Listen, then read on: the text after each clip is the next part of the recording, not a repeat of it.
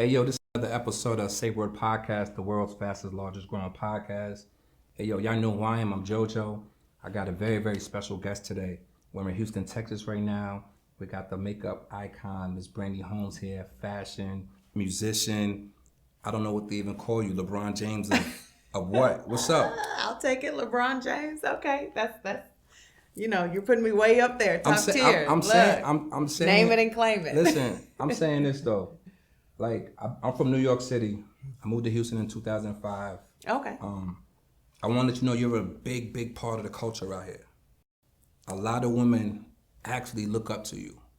Oh, wow. Okay. You didn't know that? Stop acting like you didn't know that. I really don't. I'm a preacher's kid.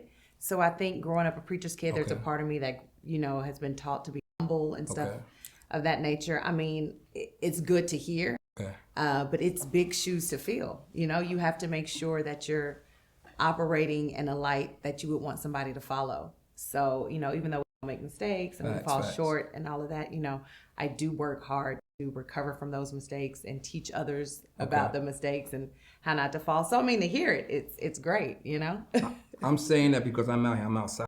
And my dad's a bishop as well. Okay. Church of God in Christ. So I've been in church my entire life. Right. But I'm not humble. Uh-oh. Straight up. I'm JoJo. We from New York. Listen, this is a podcast. Y'all know what time it is. The numbers are rising. But anyway, now I'm humble. Let me chill. But I want to give you your flowers because, like I said, you're a major, major part of the Houston culture. Let the world know, like, how was it growing up in Houston? And are you originally from Houston? Is this where you were born and raised? I was born in Houston, but I was raised in Baytown. So Baytown is like maybe 45 minutes away. So. Shout out to my guy, TJ Ford. He's from Baytown. Yeah. Uh-huh. I'm sorry. Absolutely. Yeah. So that was home for me. And then I moved back to Houston at like 1920. Okay. And just kind of blossomed and started my career from there. Let me ask you this. I see you and checking out the fashion.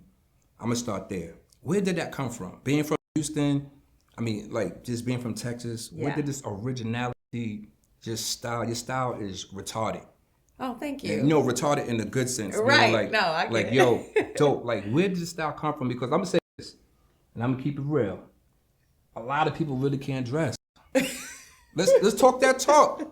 Listen, talk that talk. We're Brandi. going there. Listen, We're going. I'm going there. Okay. When I go out on Sundays out here, most of the people look like they shop at the same place. Yeah. Like, but I see you. Uh-huh. And you could get away with literally everything. I told them, I was like, she's gonna come here looking like an action figure. I was like, I never met you a day in my life. Right. I was like, but I bet you she's gonna come here like an action figure. So I'm asking you, where did you get that originality from? The creativity and just like that's that background of just like being fly. Well, it does stem from childhood. All the women in my family were just organically beautiful women, and they could dress their butt off. That means fly. Yeah. Talk that talk. Yeah, Don't be shy. Listen.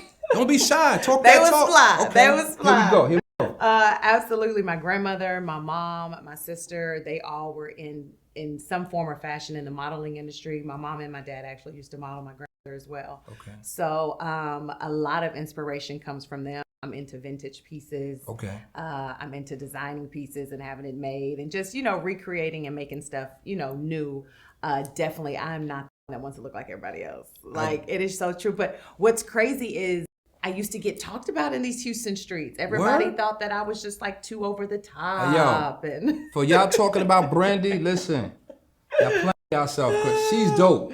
Well, but carry on. I don't want to go ahead. Like, for real though, people actually trying to front on you? Yeah. So, I perform in the streets. I'm a singer as well. Okay. So I was the first artist that would change clothes during their set. So, I would sing in one outfit first set, and then I go and change and come back in the second. Respect. And all the other singers would just be. They was hating though. Yeah.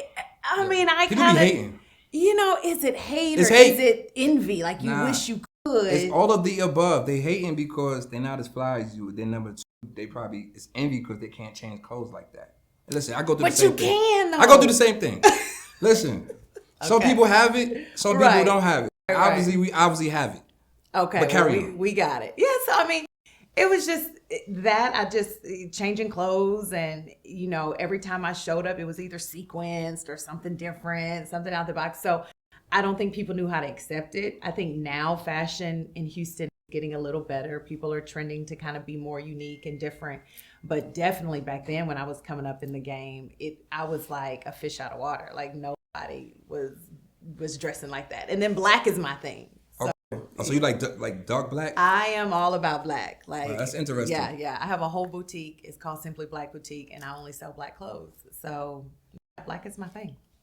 With the transition in Houston in the fashion world, this is like one of America's biggest cities. And like I said in the first composition of this interview, you're a major cultural icon in the city of Houston. I'm telling you, you probably think people are talking about you, but at the same time, it's a lot of people that respect you. Yeah. How do you feel about that? Well, hearing it in the way that you're putting it for the first time, I mean, I don't know how to feel about it. I don't know well with receiving. You should feel good. Of course I feel good. It's an honor to have, but I also know that it's pressure behind it. Like to keep it up and keep it going. But this is you though. Yeah, it is. It's just natural to me. Yeah, I don't force it. Listen.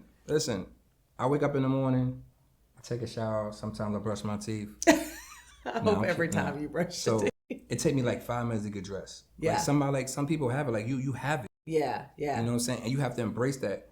And don't ever take these compliments like it's not a big deal. It's dope. Yeah. It's dope when other people say good things about you. Right, for sure. Because they were talking bad about you, like, you know. Yeah. But people honestly like look up to you. They talk good about you. They like your style. Mm-hmm. And some people honestly try to follow your style. Right. They can't do it.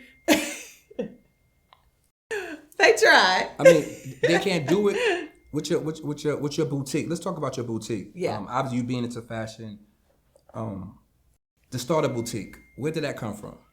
Well, just my love and my passion for fashion, you know, and black clothes at that. I specifically wanted to create something that I loved. And so I would, you know, just kind of find pieces that I thought were different and unique and present them to the world and kind of see what happens, see if people, you know, catch on.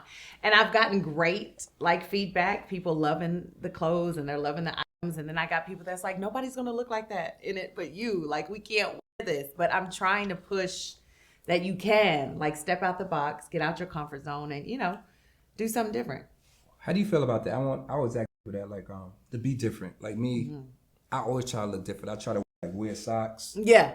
I want to be like, I don't want to be like you. Right. You're dope, but I don't want to be like Brandi. And I don't want Brandi to be like JoJo. Right. But what would you say to someone that wants to be like that? Because people deal with this. They want to be like, it's like they have a sense of like, they want to be different, but they're afraid that people are not going to accept them for being different. What would you tell someone that's going through a situation like that? You know, I think first it's going to start with the inner self. There's something that, with me being an advocate for therapy and loving therapy, there's something that you got to start facing first within yourself. Because there's been a lot of times in my younger years where my outer shell did not match what was going on the inside. So I think you heal that inside man first, whatever the insecurity is, whatever may have happened in your childhood where you felt you couldn't be different or outside the box. And truth be told, being a preacher's kid, I dealt with that because there is a certain image that you're supposed to portray and have, and a certain way you're supposed to act and carry yourself that didn't really match up with what was on the inside. So I really didn't get to explore fashion in the way that I'm doing it now until I got out my parents' house, because inside of that home, you know, you gotta be a little more covered up, a little more conservative. So there is something, you know, what's on the inside is always going to exude on the outside. So if there's something that you're feeling that's insecure, you know, get that under control, you know, explore that. I so respect that. I mean, a lot of people, like you talk about, even like with mental health and stuff, and like advice from the outside world, possibly like a psychiatrist.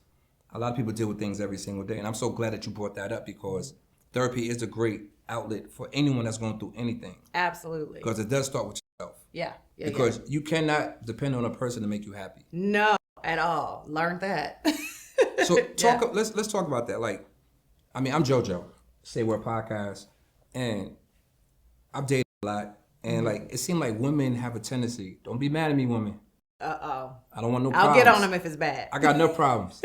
But it seems like women have a tendency to rely on a man to make them happy. Yes. Where does that come from? You know, again, with me being in therapy and learning a lot of stuff stems from your childhood. It could come from a daddy issue, and it could go either way. Your daddy being there, your daddy not being there is definitely something you have to address. But I think mainly we weren't taught how happiness is from within.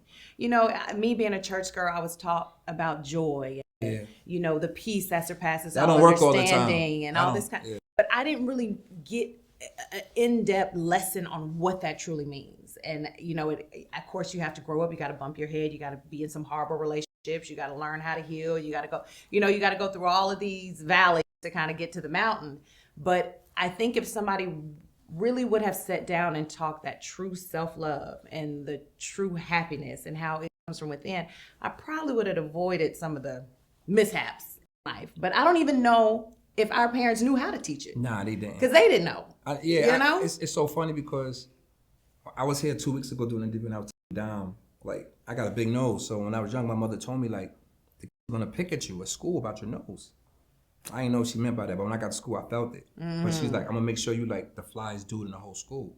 Okay. So she was like, I'm going to build this confidence in you at a young age. So now, if somebody doesn't accept me for who I am, I don't want to deal with them. Right. Oh, absolutely. I'm like, you don't accept me for who I am, or you don't like, you know what I mean? Like, oh, yeah. I'm cool with that. I'm happy. Right. I'm happy with like I don't want to change nothing about myself. I don't want to do this. I don't want to do that. But have you always been there, or did life get you here? I think I've always kind of been like that in a sense. Okay. That's good. Yeah, I've always been like, yo, I'm short, I got a big nose, but I'm fly. Right. I can have any body I want. Right. Because my mother always taught me, like, there's nothing wrong with you. Yeah. You know what I'm saying? But like, I see what happens sometimes with some of the women out here. It's like they get beat up so bad by the men. Yeah. And it's like they feel like this is what it is. And I got a 10-year-old daughter. Yeah. So I be trying to pump her up every single day, like, yo, listen, you fly. Right. Don't let nobody tell you that you're not fly. Right. Because I know when she get in the real world, they're gonna tear her apart. Absolutely. And I'm not gonna be there. Yeah. Yeah, no, that's facts. And that's, I mean, and I think it's different if you go further into her just being physically fly, but really dive into like what her heart and her heart posture is, that, you know, you are deserving of love, you are deserving of pure love, you know, that kind of stuff. I think because what happens is once we get in this world and, you know, we start dating men, first thing is the physical. Yeah. So that's what they connect to, right? Mm-hmm. So if you have a daddy that's just always been like, but you fly, you're like, yeah, I got that. I know that. My daddy told me that. But my daddy also taught me I deserve a man that's going to open up doors, that ain't going to cheat on me, that's going to pay for dinner, or whatever your lesson, your teaching wants to be. Word. But to where she has a little bit more than just, you know, the physical appearance, that, you know, she's mentally strong. She can do, you know, get into the insides. That's what we need as women. Word. Because men are going to come and they're going to shoot all that down. They're going to mess with our self-esteem. They're going, you know, so if we have that grounding early that, like, I know I deserve better than this, then she's going to be a beast in these streets. For sure. I want to talk about substance in a woman. Yeah. My parents been married for 46 years. Oh, that is amazing. So my mother never worked. I say she never worked. My dad has like one of the biggest churches in New York. Okay. He's the bishop. So my mother took care of us, took care of the church. Yeah. But times have changed. Mm-hmm. The substance part, it's like, why have women lost that? Because I'm not going to get on the men, because, the men, I could curse, the men ain't really shit. It's my show. He said it first. I'm not afraid. It's like, it is what it is. Right. The men. Why have women lost the substance part? Like, why women, it's a two-part question. Why are they so much into, like, what the guy could do for me now? Like, he can't do this, I'm not dealing with him. Or social media. Ooh. Social media. Ooh. I mean, we're a society now where we live so out loud. And we put these things that we think bring value. And right now, everybody that is considered popping, they're getting the Birkin bag. You know, the bag is filled with cash, and then, or the bag is pulling up with cash and in a Rolls Royce. Dudes is doing that? You know, I mean, I ain't doing that. Yeah, but they probably doing it for a bunch of other women on the side too. You know what I'm saying? We have lost what real living is because we're only showing the highlight reels of our life, and everything is so beautiful and grand and flawless. Yeah, it's and not like that. It's not the real world. And if you then show that to somebody who already is suffering from insecurities, then more and more women are going to keep losing the substance of life. And I mean, that's where we are. You know, I didn't grow up with social media. Nah. Yeah. We grew up at a different time. But Yeah. speaking of social media, you feel like it's a gift or you feel like it's a curse? It's both. Ooh. And you have to be a very strong-minded individual to handle it. If you are at all insecure or weak, get off social media until you get that strong and together, because it can really put you in some depression. It also like it could also tear your relationship up. Oh, I had an facts. I had an ex-girlfriend. I'm not afraid to talk about it. And she used to literally be on my page, and everybody that liked my picture, she would go look at, see what she looked like. And I used to get to the crib, and she'd be like, this girl liked your picture. And I'm like, I don't even know her. Right. What you want me to do? Right. But what did you do to give her that insecurity? I'm innocent. You never cheated. Never cheated. You never made her feel less than. Never. You sure? I'm positive. Okay. I don't know. Things happen. I don't know. Let's talk about it. No, hold on. Words. Listen, come on. Hold up. First of all, things happen, but listen. Uh-huh. You know social media is like a killer, could kill relationships. Oh, absolutely. I have lived it. Absolutely. Now with the social media thing with relationships, do you feel like, I don't think the men, they're going to be mad at me. No, it needs to be said. Let me say this, put it into the right context. Are you okay with giving your partner access to your social media? Yes. You serious? Yeah. I don't want my girl having my inbox. Why? That's just like, it's your inbox. Like, my inbox be popping. Are you popping it? No, I'm not saying I'm popping it, but it be popping. So you're not responding? No, I mean, I don't. So then she'll never find it. If I don't respond, that'd be rude, but my inbox be popping. It would be rude. Yeah, it'd be rude if somebody... It would be rude to your girl to respond. I'm saying, if my inbox is... I don't want to give my girl the access to my social media. Well, see, that's a red flag for me. How's that a red flag? Because I feel like there's something you're trying to hide. No, a lot of men do that, though. They do what? They don't want to give their girl the... Oh, I know. So you consider that... That's why I said that. So you consider it a red flag? Yes. And here's the thing. Just because you give me access doesn't mean I'm in there every day searching and looking.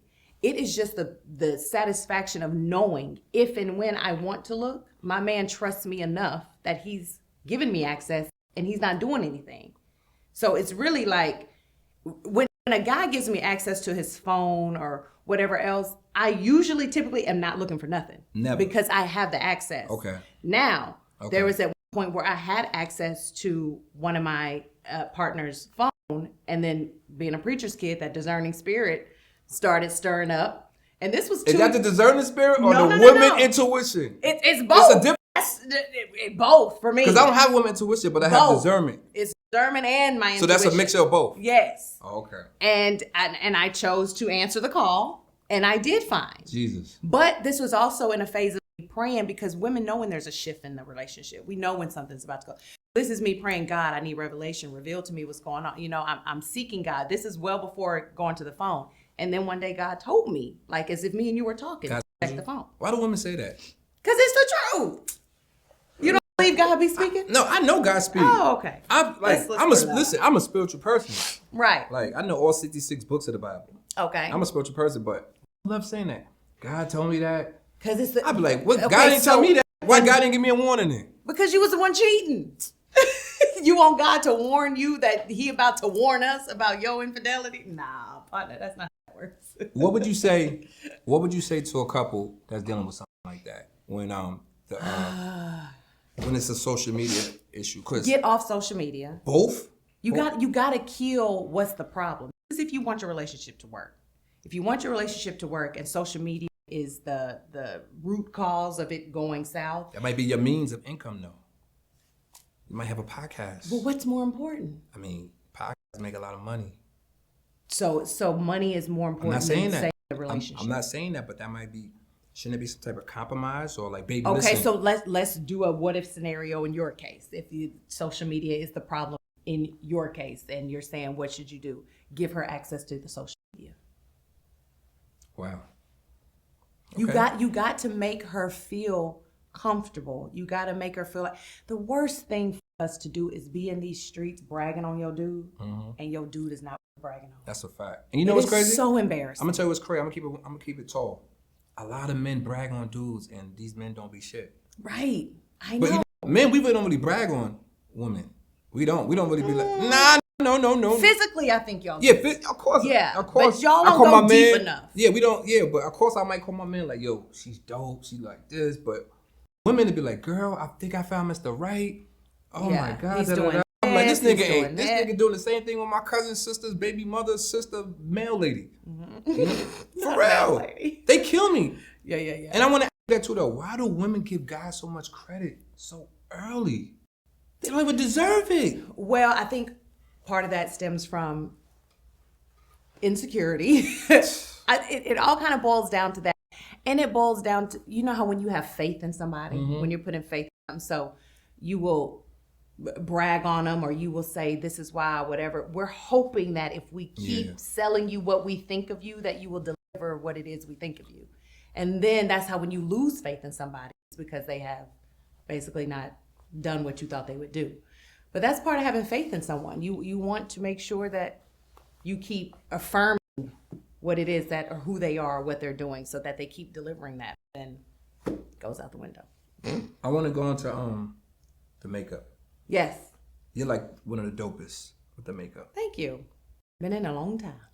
Where did that come from? Because that's obviously different from the fashion. Yeah, but still all together. The whole fashion beauty industry goes hand in hand. You really can't have one without the other. You can have a dope outfit, and if your face is messed up, the outfit is really not banging like that. Okay, so it's all hand in hand. I started playing in makeup at 3 years old. Wow. And like in 5th grade, I won like a coloring contest because I was the one who would outline the image and then shade and blend down and stuff like that. And at 17 is when I kind of got in the industry, starting out with K. Okay. And then at 19, I started working at MAC Cosmetics. Okay. And I was at MAC for about 6 years, and then I started Simply Flawless by Brandi at 26 years old. So I quit MAC and just got out here on a faith, a prayer, and a wish, like most entrepreneurs. We throw it at the wall and hope it sticks. Yeah. So that's just kind of, I mean, I've had the pleasure of being in it almost 23 years. I've done several celebrities, reality show star. Nene Leakes is my favorite. I love her. She's my number one. Like, she has the coolest heart, sweetest lady. But I mean, I've done a few, but I like my everyday woman. I think I learned the most from just like my everyday woman, nurses, teachers. So you talk about the common people. Yeah. Okay. Mm-hmm. So do you do this? You have the same routine every single day? No. My routine changes every single day. Like, from fashion to makeup, I have an all-natural handmade skincare line. I'm talking about with the makeup. Is it the same routine every day? For me? Yeah. As far as putting on makeup? Yes. Do I wear it every day? Like the same routine? Like, is it like a routine? Like, put the music on? Oh, no. It's not the same every day. No. Okay. No, when you're a creative brain, you know, it varies. Yeah. Sometimes it's to music. I used to do this, which I got back to every Thursday. I used to do this thing called Get Ready with B. Okay. And I would sit have my gospel music playing, and I would be teaching makeup and talking about the real life stuff that's happening. But I haven't had time to do that, so I got to get back to it. So no, it varies. What's the key to a good makeup artist? I see a lot of messed up makeup. Yo, I'm gonna keep it real. Like, I'm serious. A lot of messed up makeup. You never seen a lot of messed up. Come on, come on. No, I see a lot of. Listen. Right. I'm outside. I'm traveling. I'm right. So I'm sure you see. I see a lot of makeup. I be like, dang, that looks terrible. Yeah. What's the key though? What's the key for a woman to really, really just like, just take it to a next level to enhance her beauty with makeup? Because I'm gonna say this, and there's just no knock on a woman. Mm-hmm. Sometimes some people makeup doesn't enhance their beauty. Right. I need you to understand what I'm saying. No, I absolutely like, understand. They could do all that and they still don't look no better. I'm being honest. They don't look any better.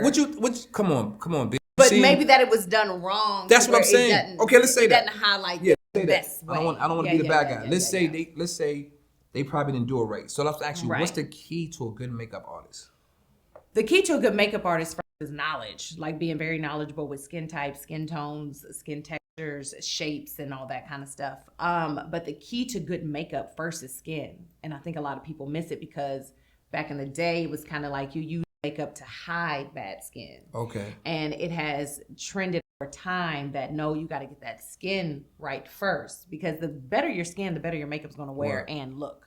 So I didn't know that. I just thought makeup could just cover everything up. No, because see, makeup only covers color. It doesn't cover texture. I thought it could cover everything. Like you can have like blemishes and it just... You can have discoloration, but if you have anything raised off the skin, breakouts or anything like that, makeup will only cover the color of that, but you'll still see that raised texture. You'll still see that through it. Like, I mean, y'all make memes and jokes about woman and how they be all made up and you see all these bumps. Yes, y'all do. You sound like you would be. I'm a good guy. Okay. Good guy. Okay, I believe you. What advice would you give a young makeup artist right now that's an entrepreneur that's trying to get to where you're at? Practice. The best advice is to practice on yourself, your friends, your family. Practice, because I have gotten the call several times of somebody going with somebody cheaper, and it does not come out right. That's a fact. Spend the money. Yes, absolutely. And I think another thing is to take a picture of it, because a lot of times what looks great in person does not translate the same on camera or on film. So yeah. I wanna go into music. I was looking on your Instagram. You're a musician as well. I sing, yeah. Sing. Mm-hmm. That's really considered a musician. Oh, okay. I play the drums, so I'm considered myself. Okay. Yeah. You know, if we were a preacher's kid, we had to do something. I was in the choir. I did everything. Yeah. So, musician part, is that from growing up in the church? Or yes. Is that just, okay, I definitely. Understand. But we'll talk about that. So growing up in the church, of course, you could only do gospel. Yes. I could only sing gospel music. But at 19, I rebelled. Was you a heathen? I had a little heathen moment to my parents. That's a church word. That's a church term. Yes, heathen, when you're the backslid. Yes. And I went and auditioned for American Idol my first time at 19 years old. Wow. And I lied to get out to the audition. I think the audition was in Austin or something like that. And I made it. I was working, so I made up a story. And I made it. I made it all the way. That first time I did it, it was season 2, so it was Ruben Stutter season. Shout out to Ruben. And I made it to like the top 150. So I got voted off right before they go to that final where where the world sees you. The last song I had did was All I Do by Stevie Wonder. Okay. And Simon Cowell told me that song was too old for me. Wow. I was 19 though. You know, I was 19. I was a preacher's kid. So I grew up on gospel music. But even the old school kind of secular is what they called it. Music still spoke to me. So All I Do, and he said it was too old. So I got voted off. And then I tried again 2 more times. But I've done like Give Me the Mic. I've done Live in Hollywood, which was like Apollo, Kiki Shepard did it, and The Voice and all those shows. So I was really, really thinking that I was going to be like this famous R&B singer. Like you still could do it? Nah, that ain't my purpose. That is not my purpose. And I really pushed trying to get in that Hollywood life. I wanted it. I wanted the fame. I wanted the money. You did well. So happy God protected me from that. Yeah. It's not all what is cracked up. No, it is not. It is not at all. Yeah. It wasn't for me. It was not my purpose at all. So. I'm not going to keep you here that much longer, but I am going to put you on the spot since we're here. I'm asking you a couple questions. You got to give me your straight answer. Okay, hot seat. Let's go. First question is Prince or Michael Jackson? Michael Jackson. Okay. Next question is Stevie Wonder or Marvin Gaye? Stevie Wonder. Okay, it's a tough one. Next one is going to be Zero or Slim Thug? Who? Zero or Slim Thug? You pick. I don't know. I think Zero's dope. I think Slim Thug is dope. They from Houston. Okay. I mean, I know of them, but I don't know their music. You listen to Slim Thug? No, neither one. You serious? Dead serious. You never listen to Zero or Slim Thug? Who you listen to from Houston? Give me a hip hop artist you listen to from Houston. I don't really listen to hip hop. That may be the problem. Ever? I am not hip hop rap. I am gospel and R&B. Gospel and R&B. That's it. That's it. Okay. Yeah, I don't really listen to I can't even think of a. I mean, I know Bun B is like the crowd favorite. Yeah. So, but I cannot name not one song by any. Now I know when, like Southside. That's Lil Kiki, right? Yes. Yeah. Now see, I can do that one. Funny. Oh my god. I can go with that one, but I don't listen to like you can pick the biggest of them all. I don't listen to them. I'm getting another one. This is a tough one. Beyonce or Mary J. Blige? Mary J. Yo, I so dig that. You're the first person that ever said that. Oh, really? Yes. People pick Beyonce because they say she's a better entertainer. Well, no, she is a better entertainer, but Mary J feeds the soul. Facts. Yeah. So I'm about what. When you're going through something, Mary J. Oh my God. You could be going through the worst time of your life. Yeah. But Mary J. Right. definitely feeds the soul. Uh-huh. And I'm gonna ask you one more question. What do you feel like is Brandi's purpose? Heal. And it's not like a physical healing. I've been through some very emotional roller coasters with relationships, and with me being someone who is in the industry mainly focused with women, I have encountered horror stories. Word. Just, like makeup artists and hairstylists are like therapists to their clients. That's a fact. So I hope, if any of my clients are watching, given some really good wisdom and advice to those women to overcome and get through, because I don't like seeing things stop us. Yes. And I know I'm divorced, and after I went through that, a lot of women were like, how are you still just making it? How are you still continuing going through? And I'm just like, he wasn't it. Like, on to the next. You gotta move on, ladies. Right. Listen. But I kind of understand where you get trapped. That's a fact. Because there was a moment for like 2 months where you do feel like you're not going to come out of what you're in. You don't want to get out? Yeah, but it's intentional work. When I say intentional work to overcome, and I think that's why I even created the outlet now where I'm now back into music. Okay. Like, I have a Sunday Fun Day where it's live music. I do my live music on Thursdays called Flawless Thursday. Music literally saved me from heartache. That's respect. So I just wanted to get back into it and make it a safe place for people to come and heal. I mean, I've had people come and cry at the show. Yeah, it brings that. It's therapeutic. Music is therapeutic. And makeup. Music, makeup, and ministry. That's my goal. I love that. Yo, y'all know what time this is. Say World Podcast, the world's fastest, largest growing podcast. Brandi, you could let them know where they could find all your IG pages, anything else you got coming up. Yes, absolutely. So you can follow me on Brandi Holmes. Brandi is with an I, BRNDI, HOLMES. That is on Instagram as well as on Facebook. The only two I'm on. I can't get with the Twitter and the Snapchat and the TikTok. I got too many passwords to remember. But you can follow me there. You can also actually follow Brandi Holmes Presents. That's where I also post a lot about my Flawless Thursdays, my Sexy Soul Sunday, and whatever else is coming. Hey, yo, this Say Word Podcast. You know, find us. We up out of here. Say word. Peace. That was dope. What was that, like 35?